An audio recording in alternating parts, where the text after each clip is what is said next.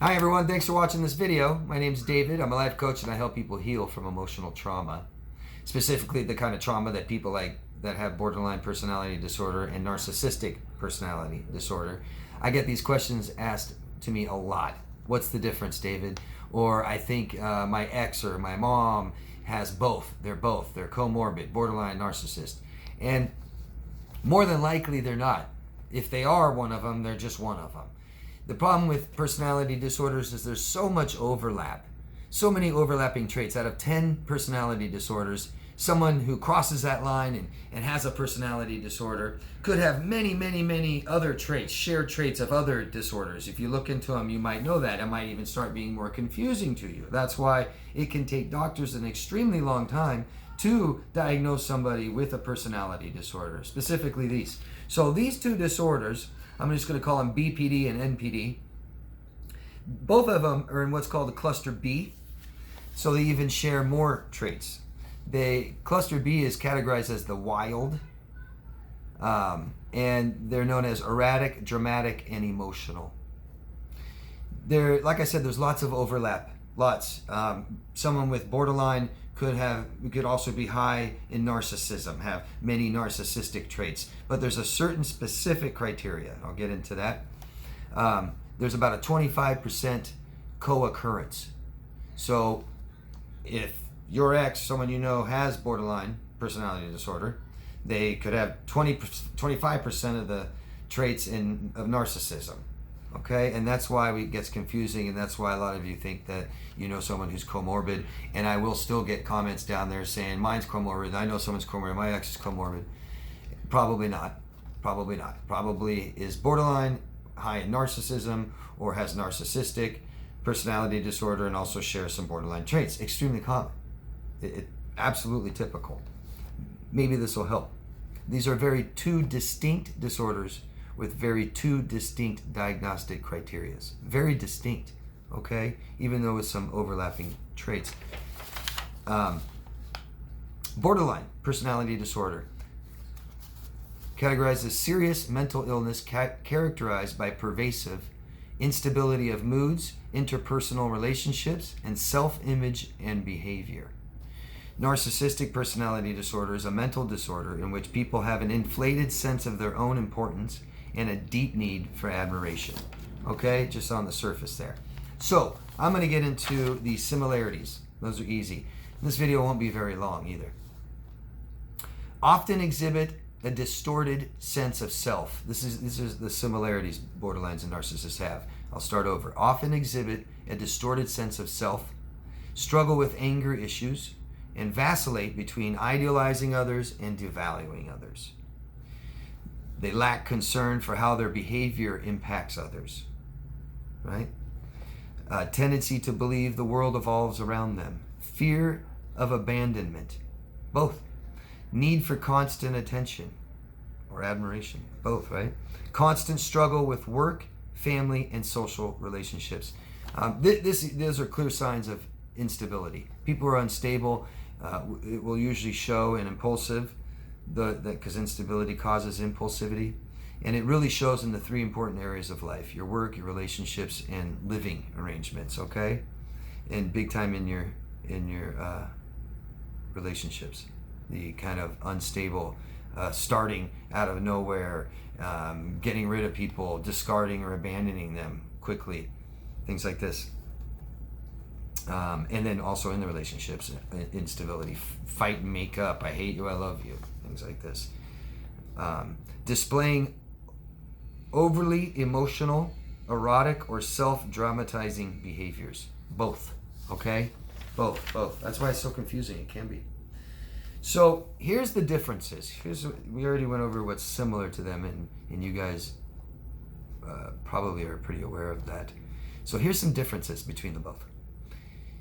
BPD, borderlines, feel misunderstood and mistreated, while the narcissist feels special, understood by only special people, right? That kind of status. Big difference, right? More women tend to have borderline personality disorder, and more men tend to have narcissistic personality disorder. It's pretty extreme, actually. The borderline will devote their lives to others, whereas the narcissist, other lives revolve around them. The narcissist, the little child in the crib that can't see past their fingers and toes, and everybody that peeks over the crib and looks at them, you're just an object in their life. That's it. That's all that matters, their life. Where the borderline will give every part of their self to somebody right away, too, devoting to every need and want that person has. Good combination, isn't it, for the two? The borderline will frantically try to avoid abandonment. I mean, they'll do anything they can to avoid abandonment. They'll perceive it even where it doesn't exist. Every little thing you do means you're going to abandon me, right? If I'm borderline. Whereas the narcissist is more likely to abandon. We use the term discard, objectify, and throw you away like a piece of garbage. Now, the borderline won't discard, they'll abandon you in the middle of the night, gone, not say a word, because they thought that you were cheating on them. They thought you wouldn't accept them. They thought that your promotion at work, you're going to feel so special and you're just going to go find someone better, right? Really lack of ego, and then narcissist with the ego.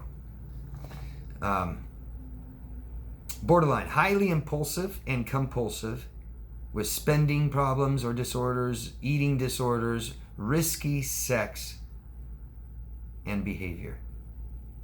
Risky sex, kind of no self-preservation, dangerous. And then the narcissist has an inflated sense of self-importance, takes advantage of others. Now, I think both can be exploitative. I do. I think once you cross that line into personality disorder, specifically cluster B, you are exploitative. That's sometimes a difference that you might tell yourself. A lot of people with CPTSD are high on that borderline spectrum, and they might think they're borderline and stuff. Well, do you exploit people? And that's something that takes a lot of self-awareness and introspection, and it doesn't hurt. You're able to do that. So that's some questions that you can ask and answer yourself. Now, my own observations, which are a lot of these that are in here, but I just added some more just to kind of be a little bit more clear.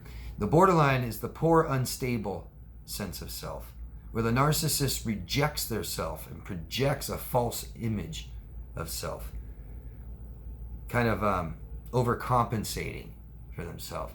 And it seems like they have this inflated ego, has to be bigger and better than you. Like the worst thing narcissist could ever be is just average. They feel so low, average ain't gonna cut it. We need to be up here just to bring up how they feel about themselves enough, which is never enough, never ever enough, right? Whereas the borderline may just want to be normal, average, is happy with that. God, I wish I could just be like everybody else, Not so much ego. The borderline may be completely reliant and dependent on others for their needs, where the narcissist will exploit people, manipulate people for their wants. I feel like you guys are saying, explain more. So think of the borderline is traumatized typically, and they don't know how to meet their needs. They've been so there for other people and can't be there for themselves. And they're very reliant on you doing things for them, treating them like children, and you'll be parentified. And we have emotional needs. Borderlines have emotional needs. They want to feel secure. They want to feel, they want to keep some of their privacy, even though they're not good at it.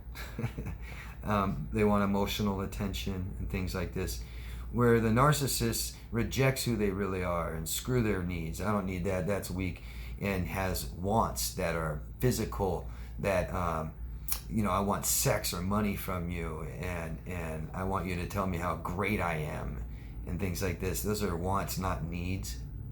Does that make sense? The borderline will be self-reckless and self-dangerous, more so typically than the narcissist, until they become sociopathic. But complete disregard almost for their self. Sometimes not caring what happens to them. so angry at you, and have made you such the bad person, and you're so bad and you abuse me so bad it's okay to do anything to you. Where the narcissist is more self-promotion, right? I'm great, I'm gonna be great, I'm rich, I'm famous, and no, everything's fine. Yeah. And then the borderline is more likely to be emotionally sensitive, can't regulate their emotions, cry more maybe. You could hurt their feelings. They can take a little shot to their ego, but these kind of real fear of rejection and fear of abandonment, stuff like this, can trigger. They get easily triggered. Where the narcissist is more ego sensitive to my ego. So don't tell me I'm average. Don't tell me I'm average looking. I can't take ugly, stupid, too short, too weak. Any of these things, their ego, outside things, is what they really place importance, and that's who they believe they are. That false image, that false ego. And so ego is so thin you can poke right through it, right? And they'll act, they might vacillate between the covert and overt, where they act real, confident and stuff, and then it takes that much to just, and they can't take it. That's just been some of my own observations between the two. Love to hear your guys. You guys always add more to it, and I love it. I love the interaction down there. So let me know what you guys think of this stuff. I just made 2 videos yesterday, put them out there. I'm talking about sub-traits of each disorder. I've got first one, I think, was sub-traits of borderline, and the next one was sub-traits of narcissistic personality disorder. And it kind of I go through a little bit of the history too with narcissism. So I thought this would be a good video to follow up the similarities and differences between the two. Let me know what you guys think. I'd appreciate all your support. Anybody that wants coaching, you can always contact me at daviddemars.com. And always, guess, what am I going to say?